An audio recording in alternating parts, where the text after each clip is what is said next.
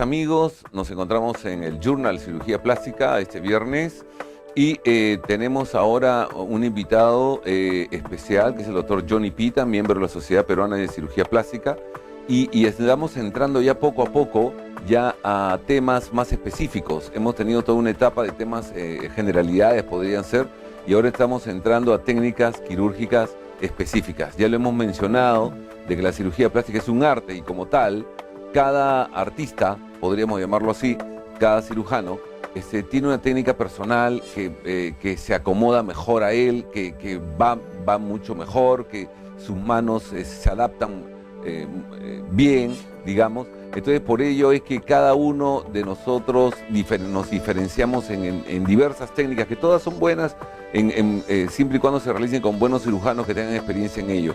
Y él es uno de ellos que tiene mucha experiencia en una técnica subfacial, que es el tema de hoy, implantes mamarios subfaciales. Es decir, ustedes han oído hablar de retroglandular, o sea, debajo de la glándula, encima del músculo o debajo del músculo, digamos eso. Ya, esa técnica subfacial se la vamos a explicar y desarrollar luego de una breve incisión. Volvemos. La mayoría de accidentes por fuego sucede en el hogar. El 70% afecta a los hogares con menos recursos, el 60% a los niños. Las quemaduras cambian nuestras vidas, no a las quemaduras que traen dolor, invalidez, muerte. Nadie resulta indemne de una grave quemadura.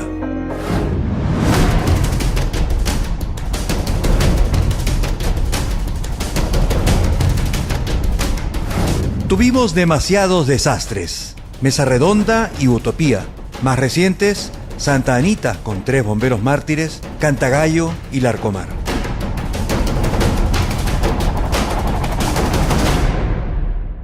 Tristeza y lamentos no son suficientes. Podemos y debemos prevenir. A mí nadie me lo dijo. Gran campaña nacional de prevención de quemaduras.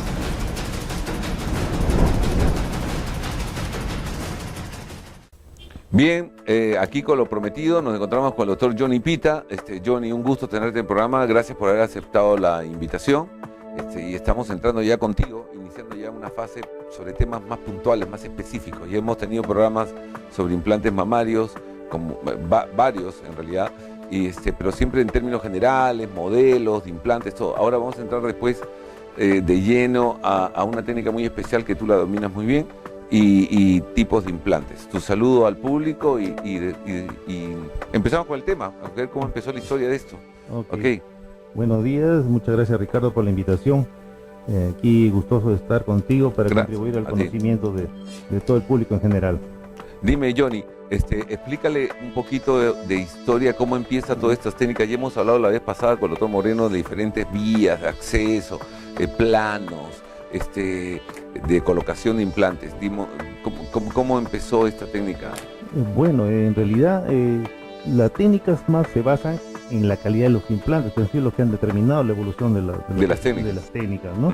Entonces tenemos que los implantes mamarios empezaron ya hace más de 50 años, como seguramente ya lo debes haber mencionado anteriormente, con estos implantes que eran rellenos de un silicón líquido, ¿no? Que si se rompían se deformaba totalmente el seno, y en realidad no producían ningún daño porque este es un silicón de grado médico. Claro. Pero el principal problema era que, como todo cuerpo extraño, el cuerpo le hace una envoltura, es una cicatriz interna que le llamamos cápsula. Pero hay ciertos tipos de implantes, como son los de superficie lisa, esta cápsula en el 50% de los pacientes tendría a hacerse muy gruesa y se contracturaba de tal manera que en un momento llegaba a romper los implantes. Conforme mejoraron las técnicas, la tecnología, se fueron mejorando la calidad de los implantes, pero la contractura capsular persistía, por eso es que se recomendaba cambiarlos cada 10 años. Entonces, en el afán de mejorar no solo la tecnología, sino también las técnicas, es que inicialmente se ponían detrás de la glándula, que da una forma muy bonita, pero cuando se contraía el seno se ponía duro, ¿no? Muy duro, como una piedra, y cuando se rompía lo deformaba. Es que comenzaron a usar otras técnicas como la retromuscular, o sea, detrás del músculo, de tal manera que el músculo, al cubrir el implante, y de producirse alguna contractura, esta contractura era más disimulada y la frecuencia también disminuyó. Pero en eso los científicos no descansaron, sino siguieron investigando y crearon los implantes de superficie texturizada. Con estos implantes, la cicatriz que crece alrededor es una cicatriz más suave, más delgada, debido a que la fuerza de contracción, al crecer las células en forma dispersa, se eliminaban entre ellas. Es así que de un 50% de pacientes que hacían contractura con estos implantes, pasó a más o menos un 10% con estos implantes, pero persistía. Ya en la década de los 80 aproximadamente comenzaron a hacerse estudios con el poliuretano. El único fabricante era un fabricante americano. Lamentablemente en esa época coincidió con otro evento, ¿no?, que después lo vamos a nombrar. El poliuretano es una sustancia que es como una esponja, que es utilizada en muchos elementos en la vida diaria, pero para los implantes esta esponja hacía que tenga una cubierta de tal manera que era microporosa y permitía que la cicatriz o la cápsula que crecía sobre el implante no crezca sobre el implante, sino que se integre dentro del implante. Y al crecer en forma tan desordenada, la contractura capsular era casi nula. Estos implantes de primera generación duraron poco tiempo, porque como les mencioné anteriormente, hubo un problema en Estados Unidos en el cual los obligaron a los fabricantes a dejar de usar este tipo de implante. Inclusive la fábrica más famosa tuvo que cerrar para evitarse problemas de tipo legal, a pesar de que no había evidencias científicas al respecto, más basadas en el laberinto que se armó con los problemas legales y el periodismo. Sí, pues. ¿No? Y eso, disculpa que te interrumpa, solo para recordar, el programa anterior, el doctor Jorge Moreno, que estuvo justo en esa época en Estados Unidos, yo le mencionaba que Estados Unidos, siendo una potencia mundial, estuvo atrasado como 14 años en temas de implantes mamarios. Sí, atrasado por sus temas legales, cuando a las finales no era que produciera enfermedad alguna, ¿no? Qué pena, qué lástima. Pero bueno, pero eso continúa con el poliuretano porque es interesante, porque ellos después volvieron. Entonces, el poliuretano dejó de fabricarse, pero esto más o menos coincidió en los primeros años de la década del 90, pero una fábrica brasileña, que no es bueno decir acá el nombre, sí, pues, ¿no? Sí. Es una fábrica brasileña que fabrica implantes, que es el cuarto productor de implantes en el mundo, comenzó a hacer investigación sobre el poliuretano y comenzó a crear la segunda generación de implantes de poliuretano, ya que en la primera el poliuretano no se adhería muy bien a la superficie del implante y con el tiempo se despegaba y creaba como una doble cápsula, que el paciente no lo notaba, pero en los estudios científicos que se hicieron se veía que no causaba mayor daño, pero sucedía. Con estos implantes de segunda generación ya el poliuretano comenzó a permanecer en el implante y los beneficios sobre los otros implantes eran muy grandes. Bueno, la cosa es que estos estudios siguieron aumentando en Latinoamérica, pero en Europa y en Estados Unidos no se creían. En Estados Unidos seguían poniendo sus implantes, estas bolsas rellenas de solución salina, que era el único lugar, creo, del mundo donde no los ponían. No, pero te digo, como así anecdóticamente, yo recuerdo bien pacientes que venían de Estados Unidos y si no les ponía algo inflable, yo era el atrasado. Claro. O sea, no estaba en la moda. Hay una idea errónea de los pacientes que lo mejor es lo americano. Sí, pues. En este caso es lo peor, ¿no? Y como verán, estos implantes, yo los cambié a pacientes que venían de allá y los saqué inflados. Claro. Y solo guardados están desinflados. O sea, no Sí. saben. Esto es lo que se desinflaban hasta por despresurización en los aviones. Que se pasaba un montón de veces. Sí. Hemos tenido yo un amigo en común, conocido, un cirujano plástico, que tuvo un problema con una paciente porque en el avión pop se quedó con una sola mama. Porque las válvulas son muy rudimentarias, entonces era fácilmente que pierda el contenido. Ahora, te hago esta pregunta, Johnny, a ver si coincidimos. Yo creo que coincidimos todos en esto. Estados Unidos, bueno, los pacientes venían y exigían que le pongan eso porque era la moda, el inflable. Si usted no pone el inflable, usted es un médico que le falta actualizarse, no está a la moda.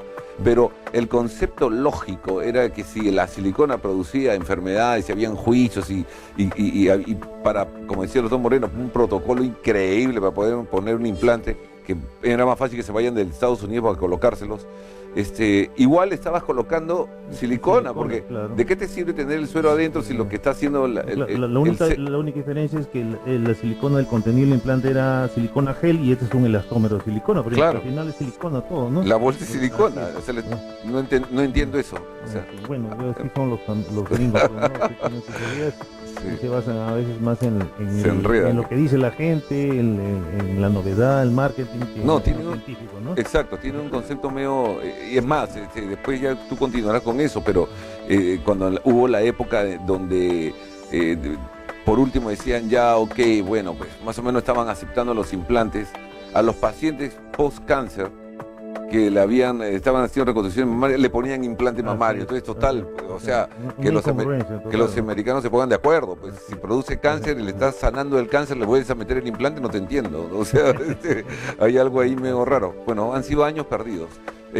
Continúa. Sí, bueno, entonces pasamos a la segunda generación de los implantes ya de poliuretano. ¿No? Y paralelamente seguían fabricándose los implantes texturizados y los implantes lisos, seguían fabricándose. Hubo nuevos estudios en Brasil encabezados por el profesor Ivo Pitangui y el profesor Claudio Revelo, donde estos implantes de segunda generación, como todo implante tiene un parche en la parte posterior, ¿no? El parche en los implantes de segunda generación llegaba hasta el borde, ¿no? Y cuando se ponían los pacientes, a veces en pacientes muy delgados se notaba, al palpar se notaba ese borde, ¿no? Entonces ellos, en un afán de mejorar, hicieron que el fabricante hiciera un implante que no, la parte posterior no llegara hasta el borde, de tal manera que no se notaba el borde del implante. Estos implantes de segunda generación pasaron a, entre comillas, a llamarse de tercera generación, pero nunca lo llamaron como tal, sino les pusieron el nombre de Biodesign, ¿no? Era otro diseño, ¿no? Y así con el tiempo han ido mejorando. Pero esto es en cuanto a tecnología, pero los médicos nosotros seguimos investigando siempre en busca de lo mejor para el paciente, así claro. Como se pasó a retromuscular, ¿no? Para ocultar la contractura capsular. La forma que se tenía retromuscular, que no la justificaba también poner retromuscular, era que no era muy natural. Aparecieron los implantes en forma de gota, pero si lo ponía retromuscular igualito iban a ser redondos, porque el músculo lo aplastaba. Acabas de decir algo muy importante que todos los pacientes se preguntan, y todos ellos se preguntan porque así como venían por esto, inflables, también vinieron con la moda que me han dicho, a ponerlo retromuscular es más bonito. Entonces en realidad el fundamento científico no era eso. No se colocaba por eso. No, incluso estos implantes no se quedan fijos en el lugar donde uno los pone, tienden a migrar un poco. Entonces con la contractura del músculo hacían que migren hacia la parte superior, y con el tiempo aumentaba la flacidez de la mama, el seno caía y el implante quedaba en una porción superior, como si fuera un doble seno. He visto casos así, que cuelgan, la mama está colgando y el implante está bien puesto arriba. O sea, y en otros casos peor, para poner hay que desinsertar el músculo pectoral mayor en la parte inferior. Cuando la desinserción era muy grande, el pectoral se subía con la contractura y hacía como un cinturón en mitad del seno, ¿no? Y que es muy frecuente en pacientes provenientes de Estados Unidos. Y no cubre todo el implante. Y no lo cubre. Entonces ya no es un submuscular o retromuscular al 100%, sino es parcialmente, ¿no? ¿Será pues cuánto? ¿3/4 partes? Así es. Por, o sea, amigos, es lo que está hablando el doctor, es esto. O sea, si tenemos este implante y le estamos poniendo el músculo, lo puede cubrir en una parte, pero siempre va a haber una parte expuesta. Entonces no es realmente que esté cubierto en su totalidad. Muy interesante, Johnny. Vamos a hacer una pequeña incisión y retomamos con el tema antes de pasar tu técnica subfacial, porque está bien interesante el tema de implantes. Volvemos, amigos. Holmes Private, la infidelidad y la mentira estarán ahora en su escritorio. Bien, amigos, de vuelta al programa con la presencia del doctor Johnny Pita. Johnny, continúa porque esto está súper interesante en ver esto de poliuretano de segunda generación, tirando por la tercera, pero en realidad es una segunda. Ya te evitabas al mínimo el encapsulamiento, porque sí me ha pasado, a mí me ha pasado y a muchos, de que con el texturizado, que era, ¿no?, digamos, un segundo modelo después del liso, pasaba de que con esto habían casos de encapsulamiento en una sola mama y la otra no. O sea, he visto eso en pacientes cuando usaba estos tipos de implantes, y no con el poliuretano. Entonces, ¿qué pasó con el poliuretano? Lo pasabas otra vez retroglandular. Claro, la mejor forma en realidad se da cuando un implante está retroglandular, porque da la forma verdadera del implante, ¿no? Si es un implante redondo, le va a dar la estructura redonda a la mama. Si es un implante de perfil natural, le va a dar la pendiente superior que tiene toda caída natural y la mayor proyección en el polo inferior. Entonces, se comenzaron nuevamente a colocar retroglandular, ya que no había contractura capsular. Pero apareció un nuevo problema, ¿no? Porque los problemas nunca paran. Sí, ¿no? pues. Entonces, los pacientes muy delgados, ¿no? Cuando uno palpaba se notaba el borde del implante porque no tenía la capa de grasa que sirve de amortiguador al tacto. Hubo algunos demasiado delgados, se notaba a veces el borde del implante. Es ahí donde se ideó una nueva técnica, porque a pesar de que se ponía detrás de la glándula, se ponía delante el músculo. Y como todos sabemos, de repente el público no sabe, el músculo tiene una cubierta muy delgadita, una lámina de color blanquizco que se llama fascia, ¿no? O neurosis. Entonces, un científico, un investigador muy inteligentemente, dijo, ¿qué pasa si lo pongo detrás de la glándula pero cubierto por la misma fascia del músculo? O sea, que quede en contacto directo con el músculo. Es así donde se comenzó a poner subfacial, ¿no? O sea, que la lámina es del músculo, o sea, estaba delante del músculo pero cubierta por la envoltura del músculo.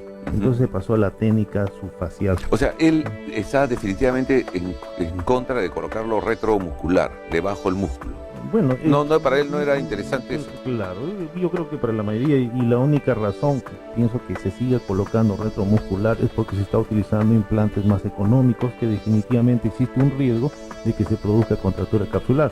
Entonces el paciente a veces va a la consulta y busca lo más barato y no está viendo qué es lo mejor para él, ¿no? Es que se confunden, también los pacientes a veces no se les explica bien, claro. Entonces están insistiendo, yo quiero retromuscular porque mi amiga le pusieron así igual, y yo quiero igual, entonces ya no te escuchan. Y no solo eso, no solo los pacientes, sino a veces entre los mismos colegas médicos. A mí me ha tocado pacientes que han ido por algún quistecito, una calcificación a la mama, han consultado al mastólogo y el mastólogo le ha dicho que te lo pongan retromuscular. Si te lo ponen retroglandular, no se va a ver los problemas en los exámenes, en la radiografía, en la ecografía, y eso es mentira. Sí, eso me ha pasado, sí. Entonces, es falta de conocimiento, y creo que es cuestión de que los mastólogos nos inviten más a los cirujanos plásticos para que en sus congresos, sus eventos, podamos actualizarlos un poco, ¿no? Hay mastólogos que están colocando implantes mamarios, ¿ah? O sea, están colocando implantes pero no todos, ¿no? La idea es generalizar más, ¿no? Y dime, entonces tú, se comienza a buscar esta vía de acceso subfacial. La fascia de ustedes es fácil que la imaginen, ¿no? Si se van al mercado y ven y van a comprarse su cuadril o una cosa así, van a ver un blanco nacarado, una capa blanca nacarada que recubre parte de la musculatura que van a comprar y van a digerir después. Bueno, entonces, esa capa es la que se alza, ¿no? Y se coloca el implante. Pero dime una cosa, ¿es fácil la vía de acceso? Bueno, mira, en toda técnica quirúrgica definitivamente el cirujano tiene que ganar experiencia, ¿no? Es que así como cuando aparecieron los implantes de poliuretano, los médicos no querían ponerlo porque colocar un implante de poliuretano es más difícil que colocar un implante texturizado o liso, ¿no? Que también fue un mito, ¿no? Pero después con la experiencia, cada médico crea su propia experiencia y yo no le encuentro ninguna dificultad, ¿no? Y lo bueno que cuando se coloca un implante de poliuretano, donde tú lo colocas, ahí se queda, no migra, ¿no? A diferencia de los otros que pueden desplazarse, ¿no? Claro, ¿no? Y entonces tú, esa paciente, como esto se adhiere, se pega, entonces muchos tenían miedo de que ponerlo un poco mal y después no haya masaje que te salve, porque está contraindicado ese masaje. Está contraindicado porque la cápsula o la cicatriz tiene que crecer dentro de la superficie del implante. Si tú le haces masaje, estás impidiendo ese crecimiento y causando microhematomas que pueden predisponer a que se forme una cápsula. Te cuento eso porque así anecdóticamente, pues una vez una paciente vino y se fue a la discoteca, ¿no? Entonces las chicas entran al baño y conversan, y sus senos, y su cuerpo, sus lipos, y qué sé yo. Y una de ellas le dijeron, oye, me operó los mamas, y tu cirujano te ha operado las mamas, mira, qué bien todo. ¿Y tu cirujano te ha indicado los masajes? No. ¿Cómo puede ser posible que no te haya dicho los masajes? ¿Qué cirujano ha sido? ¿Qué otro? Pero en realidad el poliuretano no necesita ser masajeado, es todo lo contrario, porque se está pegando, lo masajeas, lo despegas. Así es. Ahora, otra pregunta, ¿has tenido problemas, por ejemplo, para cambio de implantes de poliuretano? Es otro mito, ¿no? Es otro mito. Hay muchos cirujanos que dicen, no, yo no pongo poliuretano porque si hay que cambiarlos, las cápsulas son más gruesas, más difíciles. No, para nada, ¿no?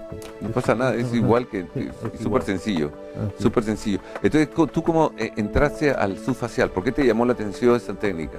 Bueno, yo había escuchado sobre la subfacial, pero como cualquier médico pues no se atreve a experimentar con los pacientes y antes no lo ha visto, entonces estuve en un congreso en el Brasil, ¿no? Y un colega expuso sobre los subfacial y yo me acerqué a conversar, le mostró videos, me explicó la técnica y me pareció muy sencilla, ¿no? Entonces que regresé al Perú y lo primero que hice fue un paciente que era aparentemente fácil, una mamá no muy tensa, así que le hice subfacial, me quedó lindo, ahí ya no he parado, ¿no? Y un volumen, empezaste con un volumen bajo, porque también hay cirujanos que piensan que de repente no pueden poner mucho volumen en subfacial. El volumen depende mucho pues de la elasticidad de la piel, ¿no? Ya va a depender de eso. Va a depender mucho de una buena evaluación del paciente. Pero los volúmenes que se pone acá en nuestro medio no son muy grandes, ¿no? A diferencia de Centroamérica, el Caribe, donde les gusta volúmenes bastante grandes, ¿no? El promedio acá es más o menos entre 300 y 350. Ha crecido, porque yo he estado revisando historias clínicas. Por de 280. Yo he visto hace poco, esta semana nomás ha sido una paciente que le puse hace 12 años un implante y se ha ido para que le evalúe, porque tiene la idea de que hay que cambiárselo. Entonces tenía 195, ahora uno quiere cambiar unos 195, es difícil conseguir acá en el medio. Sí, pues, es difícil, ha crecido bastante. Yo me acuerdo que una reconocida clínica donde trabajaste tú bastante tiempo, había una estadística en uno de los cursos que organizaron, y los volúmenes que creo que se ponían máximo era 280. Así es. Era ya un récord. Sí. Era casi un récord. No, y ahora es muy frecuente, 300 para arriba, ¿no? Es muy común. Y dime, entonces, la forma, una vez que coloca la subfacial, pregunta 1, ¿te llega a cubrir todo el implante? ¿La fascia? Sí. Bueno, llega un momento en el cual el subfacial se puede convertir en retroglandular, sobre todo en la parte inferior, porque la fascia del músculo pectoral no llega hasta la parte abdominal, porque al poner un implante más grande va ganando espacio al abdomen. Si tienes este implante, por ejemplo, vamos para explicarle al público para que se entienda, si tenemos el implante acá y tienes la fascia, y esto digamos que venga a ser la fascia, ¿cuánto te cubre de este implante? El 80%, ¿no? 80%, o sea, pues siempre va a haber una porción retroglandular. Últimamente pequeña. Lo que he estado yo tratando de modificar la técnica es tratar de ponerlo en algo introducido dentro de la fascia de los rectos. Para ganar un poco. Es un poquito más sangrante de repente, pero queda bien, ¿no? Sí. Ok. Bien. Y dime, y una forma como esta, natural, o como la que está más allá, ¿se pierde, se vuelve redondo, como pasa cuando es retromuscular? No. Esa es la ventaja de ponerlo retroglandular o subfacial, que mantiene la forma del implante. Ahora, como cualquier implante cuando recién se coloca, el primer mes no tiene la forma del implante. Sí, pues siempre poco a poco va cediendo. El primer mes se ve medio redondo, cónico. El segundo mes ya tiene ya una mayor caída y la forma real en un 90% ya se consigue al tercer mes, ¿no? De la operación. Ahora, como toda cirugía, pues los resultados definitivos recién se ven al año, ¿no? Pero es súper interesante esta técnica, porque no estás perdiendo la forma del implante, no se va a mover, o has tenido casos, porque dudo mucho que se volantinee, como se dice criollamente, ahí los implantes. Está descrito en algún caso, porque nada es 100% en medicina. Porque texturizado sí sucedía a veces, liso, lo encontrabas al revés. Con mucha frecuencia. Sí. Yo cuando he cambiado los he encontrado los implantes volteados, ¿no? Sí, lo primero que abrías y encontrabas la marca y el volumen. No, pero en esto es muy raro porque se llega a integrar con el tejido. Sí, pues. Se llega a integrar con el tejido y se pega ahí, ya no se moviliza. Perfecto.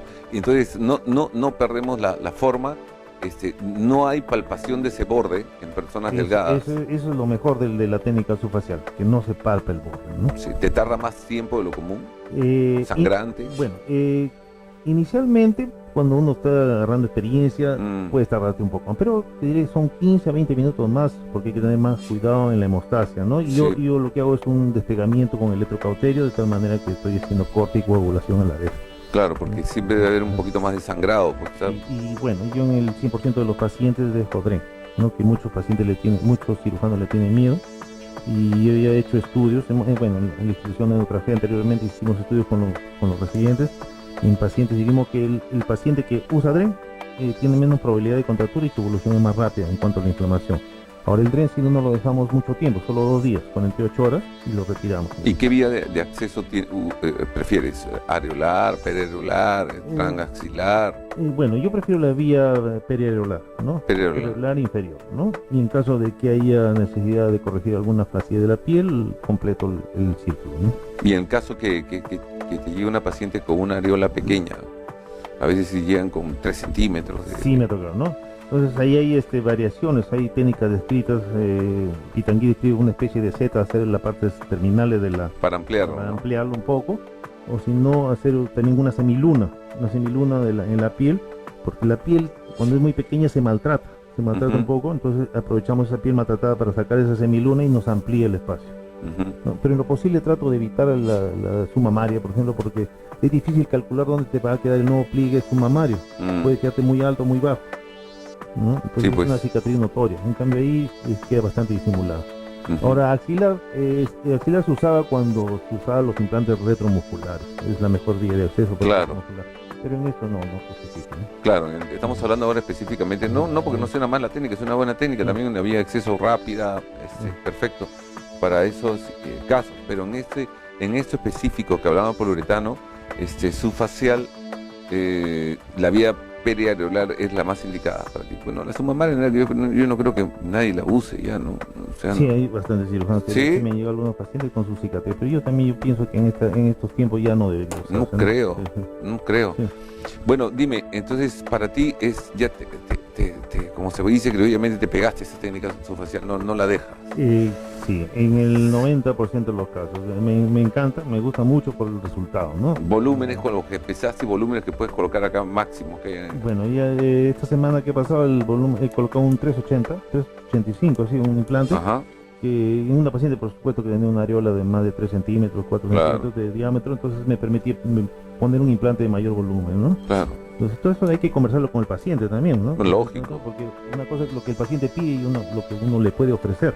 Claro. ¿No? Ahora, ¿qué es y el máximo volumen que hayas podido colocar subfacial? He colocado un 450. 450. Pero así un cambio de implante. O sea, ya estaba dilatado. Ya estaba dilatado, ¿no? Pero como implante primario no he colocado más de 350. Claro, porque ya el otro ya tiene ya el bolsillo ya está, hecho. Y ahí poniendo un 450 siempre te quedaba una porción mayor de descubierta. No, diré que no. Generalmente es cuando está retromuscular y la paso a subfacial, ¿no? Claro. Ahora, es muy importante pues hacer el bolsillo antes de retirar el implante submuscular, porque si retiras primero el implante ya para buscar el espacio es muy difícil, ¿no? Ya, mira qué interesante. O sea, tú lo tienes, este implante debajo del músculo. Entonces tú vas haciendo el bolsillo subfacial primero antes de retirar el implante. Si no ya fuiste. Ese es el asunto. Oye, dime, tipo de anestesia que realmente recomiendas para colocar los implantes. Yo en la mayoría de los pacientes que hago la mamoplastia primaria, o sea, por primera vez, uso anestesia local con sedación. Ya. ¿No? Y a veces con un poquito de apoyo de infiltración intercostal. Ya. ¿No? Pero ya una anestesia local es más manejable. Sí, pues. Y cuando hay cambio de implantes, y sobre todo si está en retromuscular, sí prefiero la anestesia general. Utilizar la general. Sí. Porque es diverso, ¿no? Porque la otra vez escuchamos hasta peridurales, pseudoanalgesia, general. Claro que la general es una excelente anestesia, un poco más costosa. Claro, es la mejor anestesia, ¿no? En realidad, pero es más costosa. Bueno, pero peridural, hablando de peridural, tiene que estar en manos de un experto, porque el riesgo de subirse la anestesia y producir depresión respiratoria es alto. Sí, ¿no? pues tiene que ser un anestesiólogo experto en el tema. Bien, amigos, vamos a hacer otra pequeña incisión y continuamos con este tema que está súper interesante. Ya volvemos. La mayoría de accidentes por fuego sucede en el hogar. El 70% afecta a los hogares con menos recursos. El 60% a los niños. Las quemaduras cambian nuestras vidas. No a las quemaduras que traen dolor, invalidez, muerte. Nadie resulta indemne de una grave quemadura.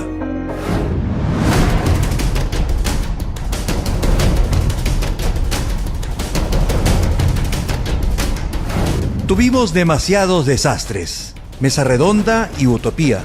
Más recientes, Santa Anita con 3 bomberos mártires, Cantagallo y Larcomar.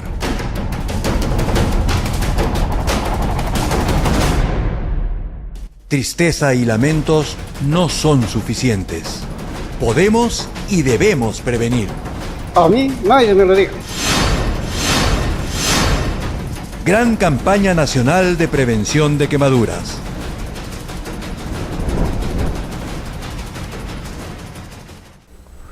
Bien amigos, estamos de vuelta con el doctor Johnny Pita, miembro de la Sociedad de Cirugía Plástica, tratando el tema de implantes mamarios, colocación de implantes mamarios en el plano subfacial, es decir, el plano que se encuentra entre la glándula y el músculo. O sea, ni para uno ni para otro, término medio. Y que le ha ido muy bien con esta técnica. Johnny, tú puedes contarnos, siempre suceden casos interesantes, anecdóticos, que a la vez sirven de ejemplo para los pacientes, claro, para que entiendan qué deben hacer y qué no hacer, porque uno de los problemas que tenemos los cirujanos plásticos es cuando el paciente no nos hace caso, o cuando el paciente sale de la operación y dice, uy, esto no duele mucho, y cuando dicen eso, para mí es un susto, porque van a hacer de todo, van a bailar, van a irse de viaje, se van a querer meter a la piscina, qué sé yo, entonces vienen las complicaciones que uno no espera. Pero dime, ¿qué casos curiosos te han sucedido, por ejemplo, con implantes? Bueno, con la técnica subfacial podría decirse que casi se han eliminado los problemas que se describen con los implantes, al menos en mis manos, ¿no? Claro. Pero puedo yo mencionarles algunos casos en los pacientes que se pusieron la técnica de poliuretano, en los implantes de poliuretano. Curiosamente, 3 pacientes en los 15 años que ya vengo colocando implantes de poliuretano me hicieron la contractura capsular solo de un lado. Y curiosamente fue del lado izquierdo.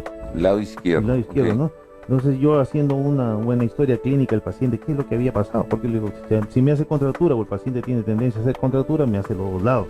Claro. ¿No? Pero ¿por qué no? Porque solo un lado. Entonces, curiosamente, los 3 pacientes habían tenido un accidente automovilístico. Los 3 pacientes. Los 3 pacientes. Y resulta que el cinturón de seguridad, ¿no? Había comprimido el implante, parece bruscamente, y había producido un microhematoma y había desgarrado la cápsula que cubre el implante, y con el tiempo esa inflamación se había vuelto crónica y engrosaba el implante, la cápsula.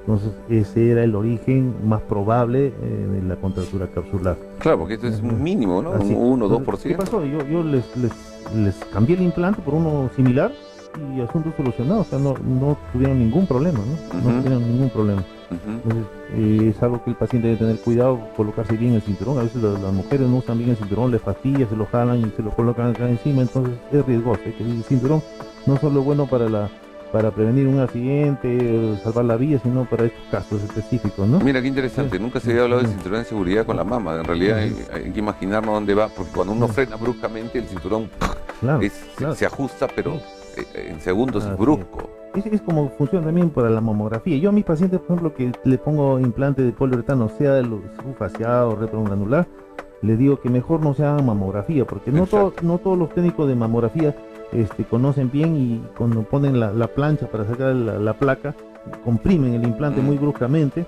y pueden producir un daño, ¿no? ¿Qué ha pasado hasta en el extranjero? Sí, casualmente en el extranjero es más frecuente, ¿no? Sí, sobre todo en Estados Unidos, que en Estados Unidos, es más frecuente. Entonces, hay que tener cuidado. Otra vez, ¿no? Estados Unidos. Le estamos dando duro. No, en esto. Porque claro, en esto, porque en otras cosas es una potencia, no hay nada que hacer. Así es. Bueno, pero dime una cosa, ¿qué examen auxiliar? Por ejemplo, los pacientes hablan y del examen auxiliar que prefieres tú hacerlo con tanta tecnología que hay hoy por hoy ya. Bueno, en nuestro medio hay que ver también la economía, ¿no? Porque lo ideal sería pues que el paciente sea su resonancia magnética, claro, pero eso es carísimo. Entonces, y se acabó. Acá lo ideal es que sea su ecografía, si hay algún indicio de alguna anomalía, alguna patología, ya puede ir avanzando en otros exámenes más avanzados, ¿no? Entonces, en este caso los pacientes también tienen que tener cuidado que ya me puse este implante que es de mejor calidad, con una buena técnica, ya me olvido. No, todo paciente que tiene un implante mamario debe hacerse un control periódico de por vida, ¿no? Al menos cada 2 años, al menos, ¿no? Lo ideal sería cada año, ¿no? Y a los 10 años hacerse un examen más exhaustivo, ¿no? Incluyendo resonancia magnética. Los pacientes a veces uno le dice tiene que venir a su control, vienen hasta los 3 meses, se sienten bien y ya no regresan. y eso está mal, ¿no? El paciente debe controlarse siempre periódicamente con su cirujano. Otro tema muy interesante que los pacientes preguntan es cada cuánto tiempo tengo que cambiarme los implantes. Y eso te voy a contar porque me pasó así anecdóticamente un caso. O sea, una pareja, una paciente, había firmado en el divorcio. En el divorcio había colocado unos implantes mamarios, pero en las cláusulas del divorcio había puesto, cuando cumpla 10 años, el señor del cual me estoy divorciando tiene que pagarme la operación del cambio de implantes. Entonces, cuando llegaron a mi consulta y le mandé los exámenes auxiliares, le mandé, se hizo resonancia, se hizo todo. Yo dije, bueno, en realidad, le digo, no tiene ninguna patología, el implante está súper bien, o sea, yo creo que podría darle un poco más de larga vida, ¿no? No tiene, no, acá está escrito y él tiene que pagarme el implante. Le digo, pero, total, al fin, tuve que operarla, el esposo, o ex esposo vino y me dijo, yo voy a afrontar los gastos, doctor, no hay ningún problema, quiero salir de esta, la última cláusula que me queda del divorcio, estamos divorciados ya hace años y yo ya me voy de viaje a radicar muy lejos, un país muy exótico. Y bueno, lo operé. ¿Y qué caso para curioso? Estuvieron en eso 3 meses en comunicación ellos y para terminar la historia rápido, terminaron amistando. Y se volvieron a casar y se fueron a ese país exótico que no voy a mencionar porque si no se va a identificar el personaje. Y se fueron juntos y regresaron. Se volvieron a casar. O sea, le hizo pagar el cambio de implantes que no era necesario y se casaron y se fueron. O sea, cosas, pero de cada caso que hay. ¿Cuántos años tú le das de vida a un implante o le explicas a tu paciente? Bueno, con los implantes... Sí que sea radical ya. Claro, con los implantes texturizados o los lisos se recomendaba cambiárselo cada 10 años para prevenir la contractura, ¿no? Claro. Y en verdad los implantes lisos se deterioraban, ¿no? Se deterioraban, perdían la fuerza en su pared y podían romper. Pero con los implantes actuales no podríamos decir una fecha, pero pueden permanecer indefinidamente y como el paciente se debe hacer sus controles, sí, pues. Si se identifica algo pues que no esté de acuerdo a lo normal, se puede cambiar el implante, pero si no, no hay necesidad, ¿no? No hay necesidad. No, pues yo he visto en resonancias inclusive implantes que se han roto y no eran estos, eran, me acuerdo, texturizados en esa época. Y una pequeña abertura porque habían tenido pues un accidente, qué sé yo, siempre hay una cápsula alrededor, entonces, y el gel pues que es más cohesivo, no se disemina. No, y te digo, mire, incluso este implante no es una muestra, este implante se lo retiré a un paciente, ese es de los primeros implantes. Es lo primero, mira que y mire, no hay forma. La paciente se lo sacó porque en realidad había mejores implantes, pero hasta ahora mire, permanece, no se rompió nada, ¿no? Sí, pues, es increíble, a pesar que es un implante que es súper blando, no guarda una forma definida como los otros, que son más cohesivos, ¿no? Este implante debe tener más o menos 50 años. 50 años. Señora, amigos, están viendo ahorita un implante de 50 años de edad. Ahora, estos implantes lisos, curiosamente en las empresas, a nivel de Latinoamérica, al menos no sé si en Europa o Estados Unidos, pero a nivel de Latinoamérica son todavía los más vendidos. Claro, es que son más baratos. Son más baratos. Entonces el paciente busca la economía en nuestro medio. Sí, pues. Pienso que es falta de cultura y es importante estas entrevistas para que el público se vaya informando mejor y busque lo mejor para su salud. Claro, porque al final está pagando 2 o 3 operaciones por... En una investigación científica escuché o leí, ¿no?, que este implante era más caro, efectivamente, pero si uno ponía en una balanza riesgo-beneficio, al final uno iba a pagar más por este implante a la larga que por lo que pagó por un médico. Sí, pues. ¿No? Sí, pues. Y lo importante en las empresas es que yo una vez me enteré hace años de que en un país que no quiero mencionar, de Sudamérica, se reciclaban implantes. Entonces los precios eran demasiado bajos para una operación de mama, porque obvio, venía una paciente a cambiarse los implantes, salían intactos, como te ha pasado que tiene 50, que está intacto, o y resulta que los reesterilizaban en óxido de etileno y se lo ponían a la otra paciente. Entonces, sin embargo, hay unos códigos, como esta empresa brasileña, por ejemplo, que tiene su código y varias, donde registran, entonces le dan un sticker o le dan una tarjeta o le hacen un documento. Yo prefiero poner los stickers en un documento. Entonces están, ese número de serie indica en el país y el cirujano que lo operó. Entonces ese implante, si aparece, usted es Gutiérrez, si aparece ese implante en alguien que se apellide Pérez, Entonces, sin embargo, pues ha habido algo raro ahí, ¿no? Ese implante de una persona ha pasado a otra. Entonces hay que tener mucho cuidado con eso, también la garantía, ¿no? Sí, todo paciente debe exigir que su cirujano le dé la tarjeta de identificación, porque está ya registrado a nivel mundial. Se van a China, se van a Inglaterra a reoperarse, o se van a radicar a otro país, a Europa, y el cirujano quiere los datos, que a veces las pacientes pierden, de repente lo traspapelaron, y llaman a la empresa, y la empresa ve el código, al cirujano, entonces le dan el código, le dicen, usted fue operada en Perú, tal fecha, tal esto, el implante tal, eso es importante. Importantísimo. Sí. ¿Alguna recomendación que le des a tus pacientes en posoperatorio, por ejemplo? ¿Qué cuidados deben tener? ¿En cuántos días se recuperan? Bueno, la recuperación es muy rápida actualmente, ¿no? Y lo que hay que evitar son esfuerzos físicos exagerados, al menos el primer mes. El gimnasio, que siempre están pendientes del gimnasio. Y si van al gimnasio, puedes evitar hacer actividades que impliquen movimiento de los músculos pectorales, ¿no? Claro. Por lo menos un par de meses, ¿no? Pero después pueden correr y usar su brasier, brasier de sostén siempre, ¿no?